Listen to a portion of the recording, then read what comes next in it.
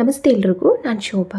ಮನೆಯಲ್ಲಿ ಇರುವಂಥ ಕೆಲವೊಂದಷ್ಟು ಪದಾರ್ಥಗಳನ್ನ ಉಪಯೋಗಿಸ್ಕೊಂಡು ತುಂಬ ಕಡಿಮೆ ಖರ್ಚಲ್ಲಿ ಇಷ್ಟೊಂದು ಆರೋಗ್ಯಕರವಾದ ಈ ಒಂದು ರಾಗಿ ಲಡ್ಡು ರೆಸಿಪಿನ ಖಂಡಿತ ನೀವು ಟ್ರೈ ಮಾಡಲೇಬೇಕು.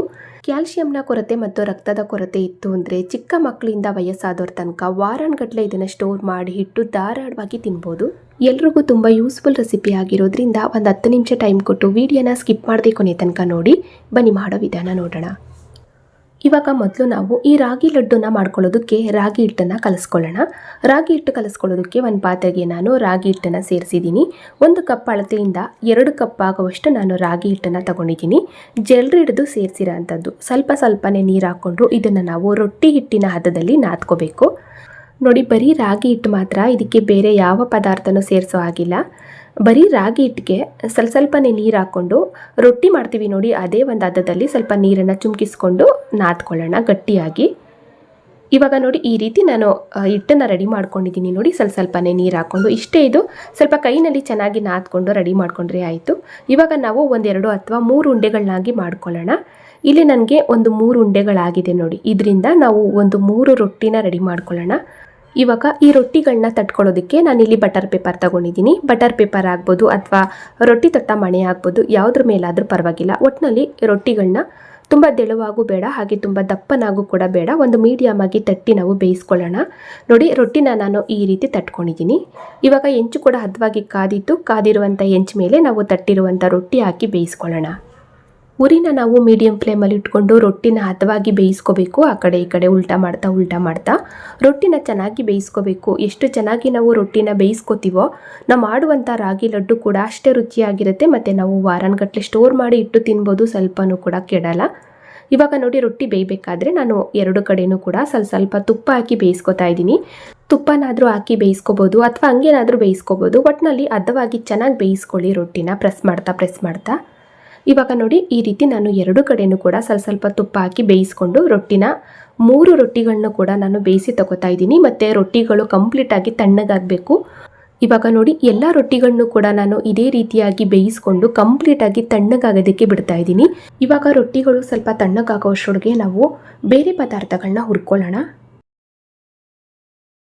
ಹುರ್ಕೊಳ್ಳೋದಕ್ಕೆ ಗ್ಯಾಸ್ ಆನ್ ಮಾಡಿ ಒಂದು ಪಾತ್ರೆನ ಬಿಸಿ ಇಟ್ಟು ಕಡಲೆ ಬೀಜ ಹಾಕಿದ್ದೀನಿ. 1 ಕಪ್ ಅಳತೆಯಿಂದ, ಅಂದರೆ ನಮ್ಗೆ ಎಷ್ಟು ಬೇಕು ಅಷ್ಟು ಹಾಕ್ಬೋದು. ಇಷ್ಟೇ ಹಾಕ್ಬೇಕನ್ನೋದಿಲ್ಲ, ನೀವು ಜಾಸ್ತಿ ಬೇಕಾದರೂ ಹಾಕ್ಬೋದು ಅಥವಾ ಕಡಿಮೆ ಪ್ರಮಾಣದಲ್ಲಿ ಬೇಕಾದರೂ ಹಾಕ್ಬೋದು.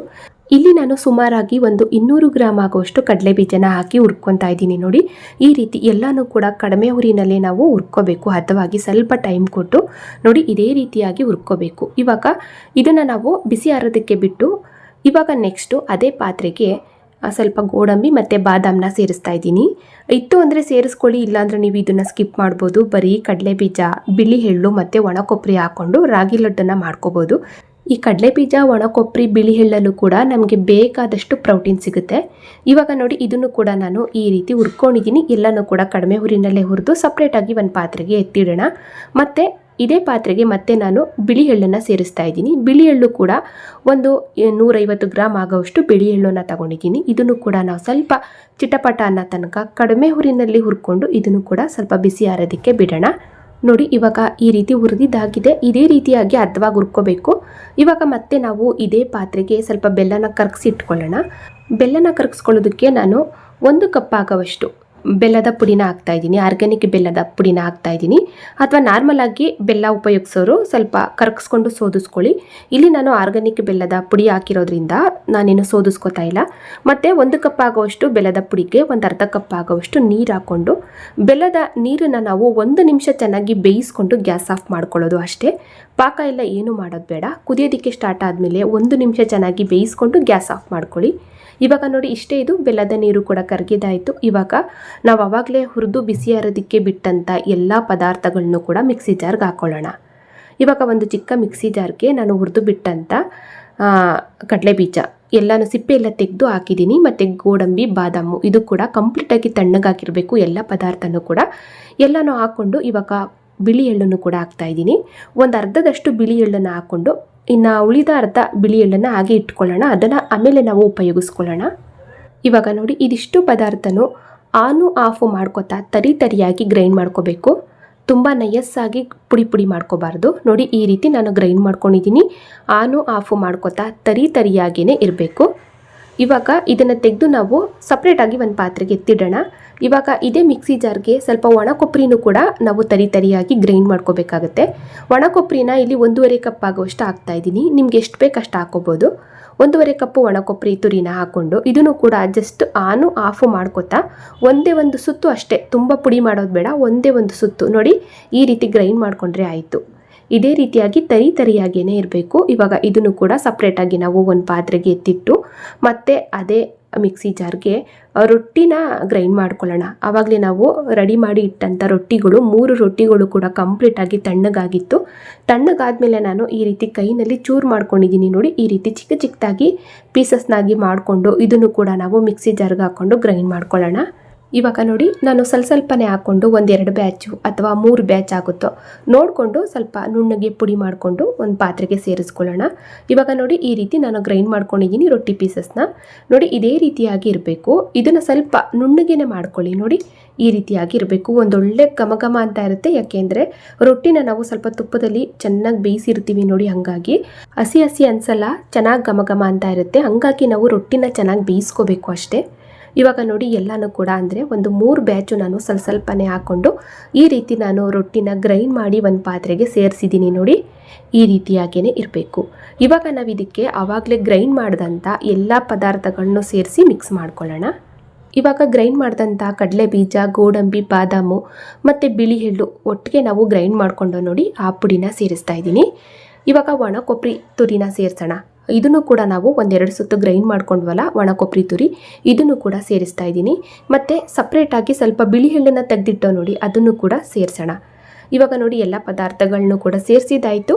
ಚೆನ್ನಾಗಿ ಮಿಕ್ಸ್ ಮಾಡ್ಕೊಳ್ಳೋಣ. ಒಂದಕ್ಕೊಂದು ಎಲ್ಲ ಚೆನ್ನಾಗಿ ಬೆರಿಬೇಕು. ಆ ರೀತಿ ಒಂದು ಸಲ ಚೆನ್ನಾಗಿ ಮಿಕ್ಸ್ ಮಾಡಿಕೊಂಡು ಆಮೇಲೆ ನಾವು ಇದಕ್ಕೆ ಸ್ವಲ್ಪ ತುಪ್ಪ ಹಾಕಿ ಮಿಕ್ಸ್ ಮಾಡ್ಕೋಬೇಕು. ತುಪ್ಪ ಹಾಕೋದ್ರಿಂದ ಟೇಸ್ಟು ತುಂಬ ಚೆನ್ನಾಗಿರುತ್ತೆ. ನಿಮ್ಗೆ ಎಷ್ಟು ಬೇಕು ಅಷ್ಟು ಹಾಕ್ಕೊಳ್ಳಿ, ಇಷ್ಟೇ ಹಾಕ್ಬೇಕನ್ನೋದಿಲ್ಲ. ಇಲ್ಲಿ ನೋಡಿ ನಾನು ಈ ರೀತಿ ನೀಟಾಗಿ ಮಿಕ್ಸ್ ಮಾಡಿಕೊಂಡು ಇವಾಗ ಇದಕ್ಕೆ ನಾನು ತುಪ್ಪ ಹಾಕ್ತಾಯಿದ್ದೀನಿ. ತುಪ್ಪ ಬಂದು ಮನೆಯಲ್ಲೇ ಮಾಡಿರುವಂಥ ಶುದ್ಧ ತುಪ್ಪ. ನಿಮಗೆ ಯಾವ ತುಪ್ಪ ಬೇಕು ಆ ತುಪ್ಪನ ನೀವು ಹಾಕ್ಕೊಂಡು ಮಾಡ್ಕೊಳ್ಳಿ. ಸ್ವಲ್ಪ ಬಿಸಿ ಮಾಡಿ ಹಾಕ್ಕೊಳ್ಳಿ ತುಪ್ಪನ. ಒಂದು 4-5 ಸ್ಪೂನ್ ಹಾಕುವಷ್ಟು ನಾನು ತುಪ್ಪ ಬಿಸಿ ಮಾಡಿ ಇಟ್ಕೊಂಡಿದ್ದೆ, ಅದನ್ನು ಪೂರ್ತಿಯಾಗಿ ಸೇರಿಸಿದ್ದೀನಿ. ಮತ್ತು ತುಪ್ಪ ಹಾಕಿದ ನಾವು ಸ್ವಲ್ಪ ಚೆನ್ನಾಗಿ ಕೈನಲ್ಲಿ ಮಿಕ್ಸ್ ಮಾಡ್ಕೋಬೇಕು. ಇವಾಗ ನೋಡಿ ಇದನ್ನು ನಾನು ಚೆನ್ನಾಗಿ ಕೈನಲ್ಲಿ ಮಿಕ್ಸ್ ಮಾಡ್ಕೊಂಡಿದ್ದೀನಿ. ನೋಡಿ ಈ ರೀತಿ ಆಗಿದೆ. ಇವಾಗ ನಾವು ಇದಕ್ಕೆ ಆವಾಗಲೇ ಕರಗಿಸಿ ಇಟ್ಕೊಂಡಂಥ ಬೆಲ್ಲದ ನೀರನ್ನು ಸೇರಿಸೋಣ. ಬೆಲ್ಲದ ನೀರನ್ನು ಸ್ವಲ್ಪನೇ ನೋಡಿಕೊಂಡು ಸೇರಿಸ್ಕೊಳ್ಳಿ. 1 ಕಪ್ ಆಗೋವಷ್ಟು ಬೆಲ್ಲಕ್ಕೆ 1/2 ಕಪ್ಪು ಅಥವಾ 3/4 ಕಪ್ ಆಗೋವಷ್ಟು ನೀರನ್ನು ಹಾಕ್ಕೊಂಡು ಚೆನ್ನಾಗಿ ಬೇಯಿಸ್ಕೊಳ್ಳಿ. ಪಾಕ ಎಲ್ಲ ಏನು ಮಾಡೋದು ಬೇಡ. ಬೆಲ್ಲದ ನೀರು ಕುದಿಬೇಕಾದ್ರೆ 1 ನಿಮಿಷ ನಾವು ಚೆನ್ನಾಗಿ ಬೇಯಿಸ್ಕೊಂಡು ಬೆಲ್ಲದ ನೀರನ್ನು ಸೋದಿಸ್ಕೊಂಡು ಸಪ್ರೇಟಾಗಿ ಎತ್ತಿಟ್ಕೊಂಬಿಡಿ. ನೋಡಿಕೊಂಡು ನಮಗೆ ಎಷ್ಟು ಬೇಕು ಅಷ್ಟು ಸ್ವಲ್ಪನೇ ಹಾಕ್ಕೊಂಡು ಕಲಿಸ್ಕೋಬೋದು. ಇವಾಗ ನೋಡಿ ನಾನು ಕರಗಿಸಿದಂಥ ಎಲ್ಲ ಬೆಲ್ಲದ ನೀರನ್ನು ಕೂಡ ಸೇರಿಸಿದ್ದೀನಿ. ಸ್ವಲ್ಪನೂ ಕೂಡ ಉಳಿಸಿಲ್ಲ, ಕರೆಕ್ಟಾಗಿ ಆಗಿದೆ. ಇವಾಗ ನಾವು ಚೆನ್ನಾಗಿ ಕೈನಲ್ಲಿ ಮಿಕ್ಸ್ ಮಾಡ್ಕೋಬೇಕು. ಮತ್ತು ನಾನು ಏಲಕ್ಕಿ ಪುಡಿ ಹಾಕಿದ್ದೀನಿ 1 ಸ್ಪೂನ್ ಆಗೋವಷ್ಟು. ಏಲಕ್ಕಿ ಪುಡಿ ಹಾಕ್ತಂಥ ವಿಡಿಯೋ ಸ್ಕಿಪ್ ಆಗಿದೆ. 1 ಸ್ಪೂನ್ ಆಗೋವಷ್ಟು ಏಲಕ್ಕಿ ಪುಡಿನೂ ಕೂಡ ಹಾಕ್ಕೊಂಡು ಚೆನ್ನಾಗಿ ಮಿಕ್ಸ್ ಮಾಡ್ಕೊಳ್ಳಿ. ಇವಾಗ ನೋಡಿ ಈ ರೀತಿ ನಾನು ರೆಡಿ ಮಾಡ್ಕೊಂಡಿದ್ದೀನಿ. ನೋಡಿದ್ರಲ್ಲ ಈ ರೀತಿ ಕರೆಕ್ಟಾಗಿ ಆಗಿದೆ ಉಂಡೆ ಕಟ್ಟೋದಕ್ಕೆ. ನೋಡಿ ಈ ರೀತಿ ಒಂದು ಸಲ ಚೆಕ್ ಮಾಡಿ ನೋಡ್ಕೊಳ್ಳಿ.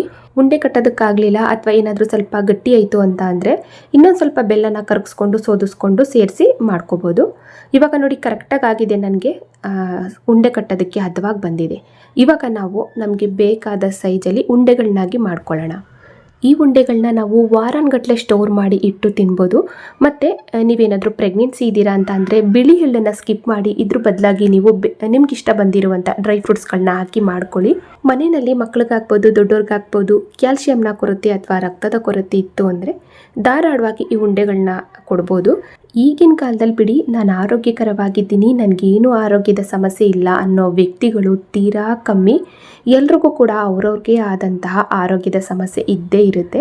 ಇವಾಗಿನ ಸಿಚುಯೇಷನ್ ಆಗಿದೆ ಬಿಡಿ, ಏನೂ ಮಾಡೋಕ್ಕಾಗಲ್ಲ. ಆದರೆ ನಮ್ಮ ಪ್ರಯತ್ನ ನಾವು ಮಾಡ್ತಾನೆ ಇರಬೇಕು ಅಷ್ಟೇ. ಸ್ವಲ್ಪ ಹೆಲ್ತಿಯಾಗಿರುವಂಥ ಫುಡ್ಗಳನ್ನ ತಿನ್ಕೊಂಡು ನಮ್ಮ ಆರೋಗ್ಯನ ಕಾಪಾಡ್ಕೋಬೇಕು. ನೋಡಿದ್ರಲ್ಲ ಫ್ರೆಂಡ್ಸ್, ಮನೆಯಲ್ಲೇ ಇರುವಂಥ ಕೆಲವೊಂದಷ್ಟು ಪದಾರ್ಥಗಳನ್ನ ಉಪಯೋಗಿಸ್ಕೊಂಡು ಯಾವ ರೀತಿ ನಾವು ಆರೋಗ್ಯಕರವಾಗಿ ಮತ್ತು ತುಂಬ ಕಡಿಮೆ ಖರ್ಚಲ್ಲಿ ಈ ಒಂದು ಲಡ್ಡುನ ರೆಡಿ ಮಾಡ್ಕೋಬೋದು ಅನ್ನೋದನ್ನು ಖಂಡಿತ ಟ್ರೈ ಮಾಡಿ. ಇವತ್ತಿನ ಈ ರೆಸಿಪಿ ನಿಮಗೆಲ್ರಿಗೂ ಇಷ್ಟ ಆಯಿತು ಅನ್ಕೋತೀನಿ. ಇಷ್ಟ ಆದರೆ ಲೈಕ್ ಮಾಡಿ, ಶೇರ್ ಮಾಡಿ. ಹಾಗೆ ಇದೇ ರೀತಿ ಇನ್ನಷ್ಟು ಈಜಿ ರೆಸಿಪಿಗಳಿಗಾಗಿ ನೋಡಿ ತಿಳಿ ಮಾಡಿ ಕಲಿ ಚಾನಲ್ನ ಸಬ್ಸ್ಕ್ರೈಬ್ ಮಾಡ್ಕೊಳ್ಳಿ. ಹಾಗೆ ಬೆಲ್ ಬಟನ್ನು ಕೂಡ ಕ್ಲಿಕ್ ಮಾಡಿ. Thank you.